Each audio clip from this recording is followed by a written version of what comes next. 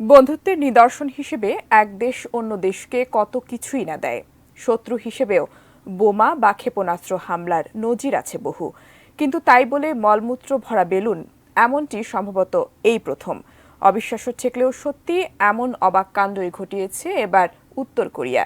দেশটি আবর্জনা ও মলভর্তি শতাধিক বেলুন পাঠিয়েছে পার্শ্ববর্তী শত্রু দেশ দক্ষিণ কোরিয়ায়। আরও জানাচ্ছেন Imtiaz Alam.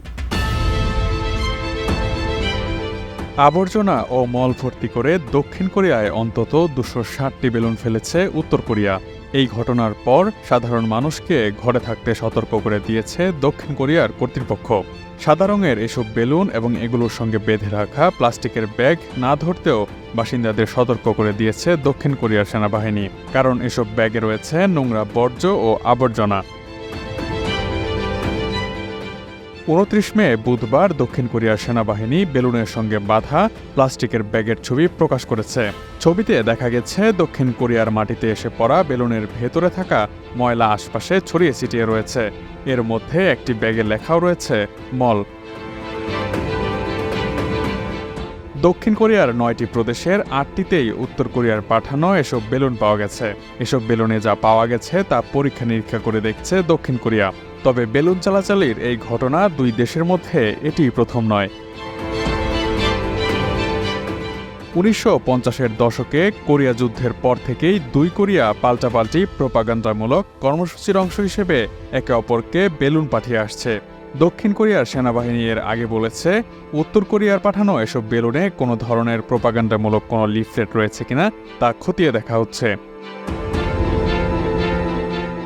Design, elegance, beauty, সেরা পণ্য সবার জন্য জেভিকো।